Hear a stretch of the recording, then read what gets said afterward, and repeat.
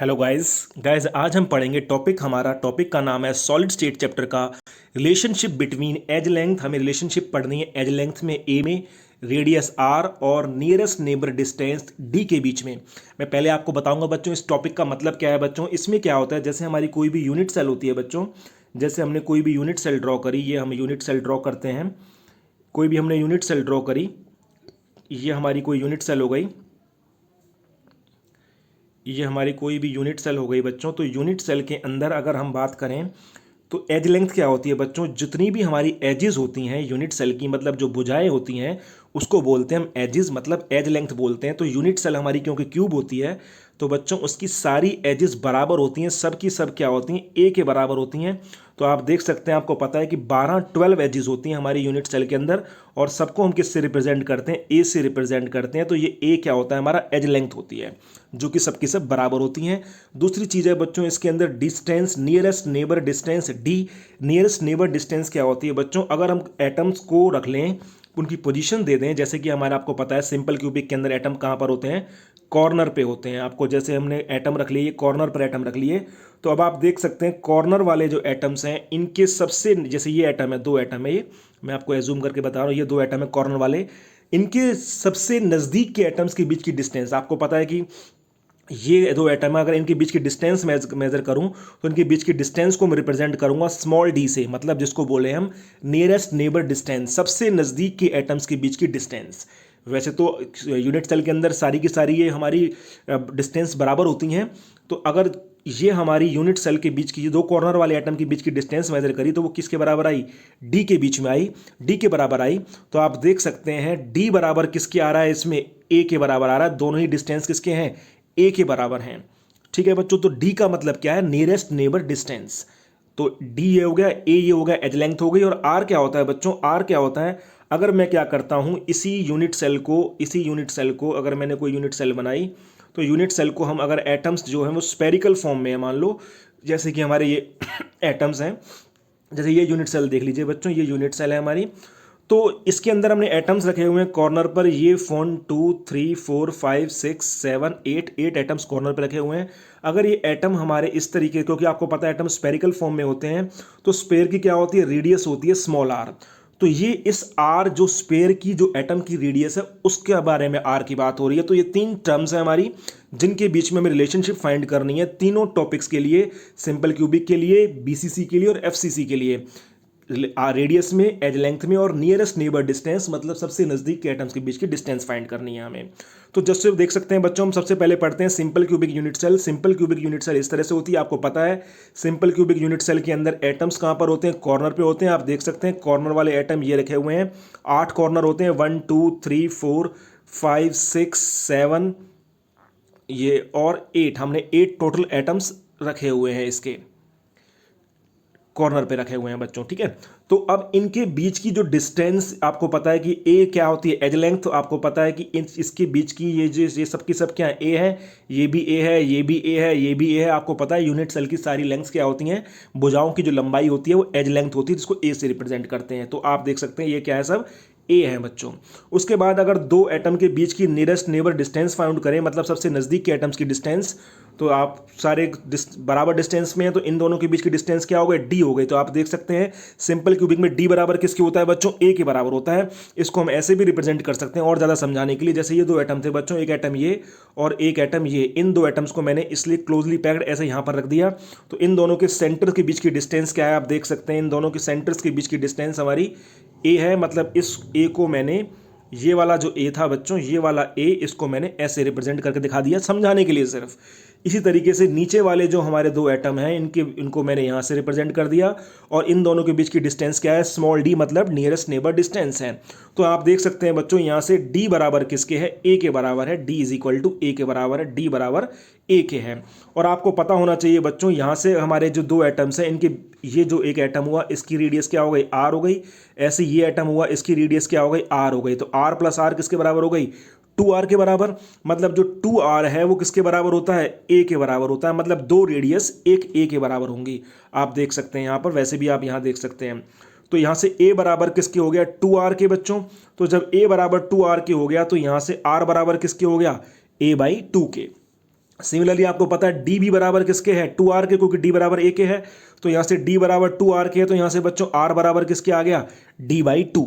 जो बच्चों d है हमारा स्मॉल d, इसको हम नियरेस्ट नेबर डिस्टेंस की जगह एज ए डायामीटर भी काउंट कर सकते हैं। और आपको पता है कि रेडियस हमेशा क्या होता है, डायमीटर का हाफ होता है। आप यहाँ से देख सकते हैं, अगर हम इसको एटम को इसको थोड़ा सा बड़ा करके क्लोजली पैक दिखाएं इस तरीके से, तो ये हमारा इसका आर हो गया, ये इसका आर हो गया। तो आर और आर दोनों आर को मिलाने के बाद ये पूरा का पूरा क्या बनेगा, डायमीटर ही तो बनेगा बच्चों। तो यहाँ से डी बराबर किसके आ रहा है, 2r के, और यहाँ से आर बराबर d/2 के। और सिंपल क्यूबिक में आपको पता है आर बराबर किसके होता है, यहाँ से सॉरी ए बराबर डी के होता है। आपने अभी देखा है यहाँ से डी बराबर किसके है, ए के। तो हम कह सकते हैं डी बराबर ए बराबर 2r। तो ए आर और ए के बीच में रिलेशन क्या आ गया, a/2, और आर और डी के बीच में भी रिलेशन क्या आ गया, d/2। इस तरीके से हम सिंपल क्यूबिक के लिए रिलेशन फाइंड करा हमने बच्चों आर, ए और डी के बीच में। अब हम करते हैं नेक्स्ट हमारा है फेस सेंटर्ड क्यूबिक के लिए। फेस सेंटर्ड क्यूबिक के अंदर आपको पता होना चाहिए बच्चों एटम्स कहाँ कहाँ होते हैं। अगर मैं फेस सेंटर्ड क्यूबिक की यूनिट सेल ड्रॉ करता हूँ, तो बच्चों फेस सेंटर्ड क्यूबिक की यूनिट सेल हमारी कुछ, अगर हम ड्रॉ करते हैं फेस सेंटर्ड क्यूबिक की यूनिट सेल, तो इस तरीके से आती है कुछ। Face centred cubic unit cell हमारी हमने ड्रॉ करी ये इस तरीके से। अगर हम ड्रॉ करते हैं, ये हमारी ये हमारी face standard cubic unit cell draw हो गई। इसके अंदर एटम्स कहाँ होंगे बच्चों, एटम्स होंगे हमारे कॉर्नर्स पर होंगे, ये कॉर्नर पे, और फेस सेंटर पे 1 2 3 4 5 6 7 8 ये कॉर्नर हो गए। और फेस सेंटर कहाँ कहाँ होंगे, एक फेस सेंटर यहाँ होगा 1, एक सेंटर यहाँ होगा 2, एक यहाँ होगा 3, एक यहाँ होगा 4, एक ऊपर होगा, एक नीचे होगा। इस तरीके से होते हैं बच्चों। तो हमें रिलेशनशिप फाइंड करनी है फिर से ए, डी और आर के बीच में। तो अगर हम देखें बच्चों, ये तो हमारी एज लेंथ ए ही होगी, ठीक है। लेकिन ये जो हमारा फेस सेंटर्ड क्यूबिक वाला एटम है बच्चों, ये हमारा इन दोनों के बीच की डिस्टेंस जो होगी वो स्मॉल डी होगी, जिसको हम नियरेस्ट नेबर डिस्टेंस कहेंगे। आप यहाँ से एक बार देख सकते हैं, मैंने दोबारा यहाँ से बनाया हुआ है पूरा का पूरा। तो ये हमारी face standard cubic unit cell हो गई हमारे, जिसके एटम्स कॉर्नर पे रखे हुए हैं, आप देख सकते हैं कॉर्नर पे रखे हुए हैं और फेस सेंटर पे रखे हुए हैं। तो ये हमारा फेस सेंटर का एटम हो गया यहाँ पर, ये हमारा फेस सेंटर का एटम हो गया बच्चों। इन दोनों के बीच की जो डिस्टेंस होगी उसे क्या बोलेंगे हम, स्मॉल डी बोलेंगे, नियरेस्ट नेबर डिस्टेंस। तो बच्चों अगर मुझे ये नियरेस्ट नेबर डिस्टेंस फाइंड करनी है, ये डी फाइंड करना है मुझे, तो क्या करना पड़ेगा। तो मैंने क्या करा, इस डी को फाइंड करने के लिए ये पूरा का पूरा इसको मिला दिया यहाँ से, ताकि ये ट्रायंगल बन जाए।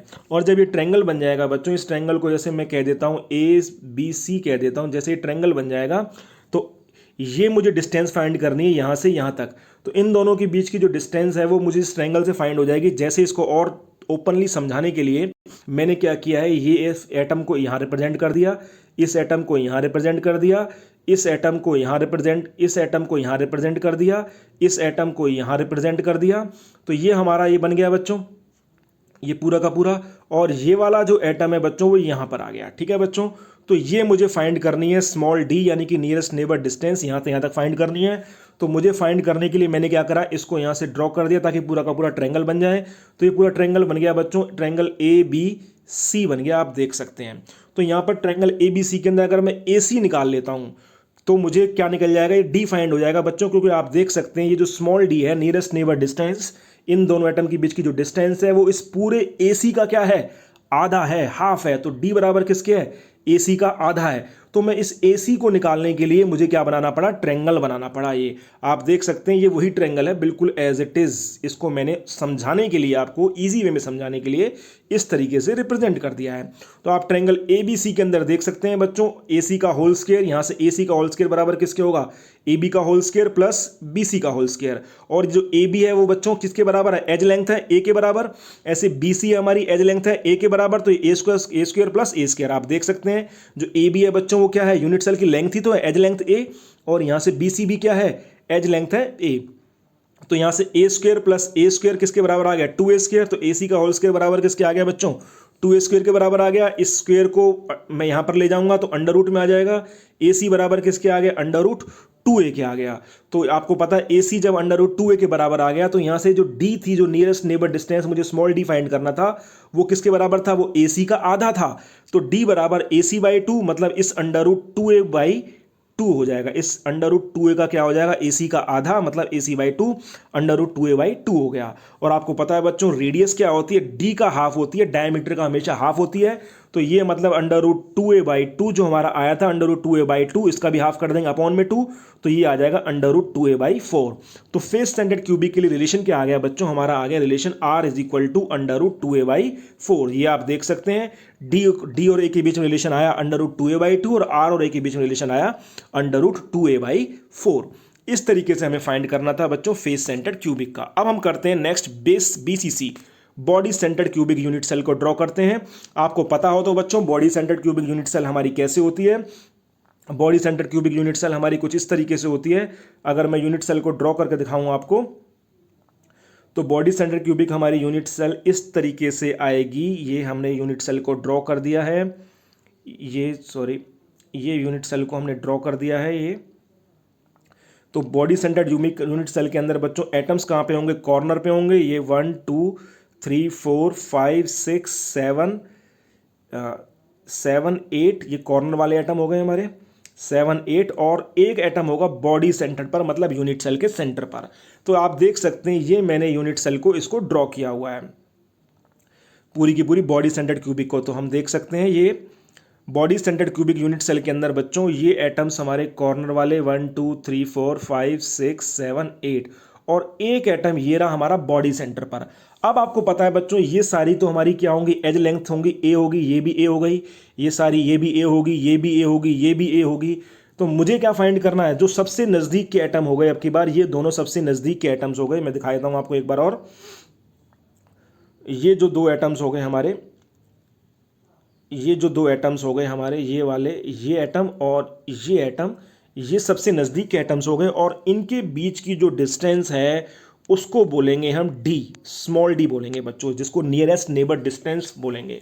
तो ये जो स्मॉल d है वो बच्चों क्या होगी, अगर मैं इसको इससे इधर से मिला दूं, इसको मैंने इससे मिला दिया ताकि मैं एक ट्रायंगल बना पाऊं। तो ये जो स्मॉल d है ये बच्चों मैंने इसको a और c का नाम दे दिया है। तो इस AC का क्या होगा, आधा होगा, हाफ होगा। तो AC का जब ये आधा होगा तो मुझे यानी कि निकालने के लिए इस स्मॉल d को फाइंड करने के लिए मुझे क्या निकालना पड़ेगा, AC निकालना पड़ेगा, AC।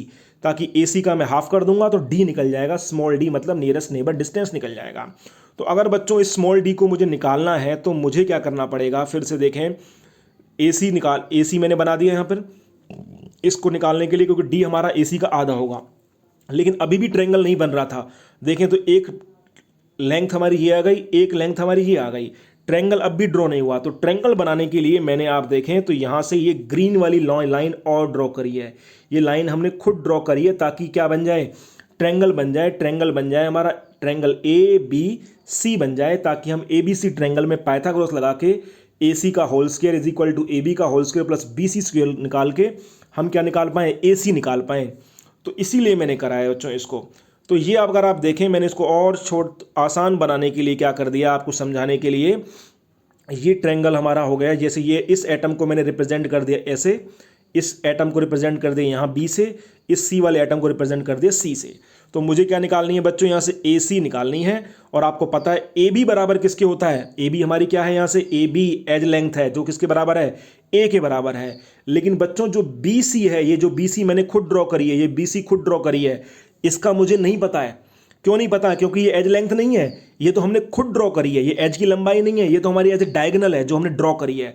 तो मुझे सबसे पहले इस ट्रायंगल ABC के अंदर अगर मुझे AC निकालना है तो AB मुझे पता है जो एज लेंथ है, लेकिन मुझे BC नहीं पता है। तो इस BC को निकालने के लिए जो मैंने खुद ड्रॉ करी है, ये BC मैंने खुद ड्रॉ करी है, फिर से एक ट्रायंगल और बना दिया। कौन सा ट्रायंगल आप देखें तो ये हमारा एक ट्रायंगल और बन जाएगा बच्चों, ये BCD, ये ट्रायंगल और बन जाएगा। तो मैंने इस ट्रायंगल को देखें अगर आप, तो ये हमारा BC, ये BC, मैंने इसको B और C को एज इट इज़ ऐसे ही लिख दिया है आपको समझाने के लिए। और ये वाला जो D वाला एटम है, वो D वाला एटम ये हो गया। तो यहाँ पर आप देख सकते हैं बच्चों एक ट्रायंगल और बन गया है। तो सबसे पहले मैं क्या निकालूंगा, BC निकालूंगा। तो आप देख सकते हैं BC निकालने के लिए मैंने ट्रायंगल BCD में पाइथागोरस लगा दी है। BCD के अंदर आप ये ट्रायंगल हमारा BCD, इसको ऐसे भी रिप्रेजेंट कर सकते हैं। मैं सिर्फ सबको समझाने के लिए, टॉपिक को, केमिस्ट्री को ज़्यादा इजी बनाने के लिए कर रहा हूँ ये सब काम। तो यहाँ से आप देखें BC का होल स्क्वायर बराबर किसके आ गया बच्चों, BC का whole square is equal to आ गया BD का होल स्क्वायर, BD और CD का होल स्क्वायर या फिर DC का होल स्क्वायर। आपको पता है BD किसके बराबर है, एज लेंथ A के बराबर, A स्क्वायर। इसी तरह से सी डी भी किसके बराबर है, एज लेंथ ए के बराबर, ए स्क्वायर। आप देख सकते हैं बच्चों, ये तो सारी की सारी यूनिट सेल की लेंथ ही है, एज लेंथ है। तो ए स्क्वायर प्लस ए स्क्वायर किसके बराबर आ गया, 2a स्क्वायर। तो बी सी का होल स्क्वायर किसके बराबर आ गया बच्चों, 2a स्क्वायर के बराबर आ गया। ठीक है बच्चों, अब मुझे क्योंकि फाइंड करनी थी ए सी, तो ए सी के निकालने के लिए मैंने अब ट्रायंगल कौन सा ले लिया, ए बी सी ले लिया। ये वाला ट्रायंगल ले लिया ए बी सी, जो मेरा मेन ट्रायंगल है। इस ट्रायंगल के अंदर आप देख लेंगे बिल्कुल ए सी का होल स्क्वायर बराबर किसके होगा, ए बी का whole square plus B C का होल स्क्वायर। ए सी का होल स्क्वायर बराबर ए बी किसके बराबर है, ए बी बच्चों हमारा ए स्क्वायर के बराबर है। एज लेंथ है हमारी ए बी, देख सकते हैं आप, एज लेंथ है ए बी। तो ये हमारा क्या होगा, ए स्क्वायर प्लस में बी सी का होल स्क्वायर किसके बराबर है हमारा, 2a स्क्वायर के बराबर, जो हमने अभी निकाला है। तो ए स्क्वायर प्लस 2a स्क्वायर करके बराबर आ गया 3a स्क्वायर के बराबर आ गया। तो ए सी का होल स्क्वायर बच्चों आ गया 3a स्क्वायर के बराबर। तो इस स्क्वायर को मैं अगर यहाँ ले जाऊँ तो ए सी बराबर किसके आ जाएगा, √3a के बराबर आ जाएगा। इस स्क्वायर को अगर हम यहाँ ले जाएंगे तो अंडर रूट में आ गया, √3a के बराबर आ गया। ठीक है बच्चों, तो यहाँ से ए सी बराबर आ गया √3a के। और डी आपको पता है बच्चों, डी हमारा ए सी का हाफ होता है, जो डायमीटर होता है, सॉरी डी हमारा यहाँ से देख सकते हैं ए सी का आधा है। तो यहाँ से डी बराबर किसके हो गया, ए सी बाई 2, मतलब इस √3a/2 हाफ हो गया इसका। और रेडियस जो होती है, आर जो होती है, वो हमेशा डी का हाफ होती है। तो d/2 डायमीटर का हाफ होती है, तो √3a/2 अपॉन में 2। तो यहाँ से क्या आ गया, √3a/4। तो ये रिलेशन आ गया बच्चों, आप देख सकते हैं BCC के लिए, बॉडी सेंटर्ड क्यूबिक के लिए। यहाँ से हमारा D बराबर √3a/2 और R बराबर √3a/4। तो आप देख सकते हैं बच्चों, ये हमारा टॉपिक था। मैंने आपको इस टॉपिक को ज़्यादा से ज़्यादा ईजी से ईजी बनाने की कोशिश करी है, ताकि आपको ये थोड़ा सा कॉम्प्लिकेटेड टॉपिक बहुत ईजी वे में समझ में आ जाए, क्योंकि हमारा मकसद है बच्चों केमिस्ट्री को ज़्यादा से ज़्यादा ईजी बनाना। तो आप देख सकते हैं सिंपल क्यूबिक के लिए रिलेशन आया था R और A के बीच में a/2। FCC face standard cubic में आया था R = √2a/4, और BCC में आया R = √3a/4। Thank you very much.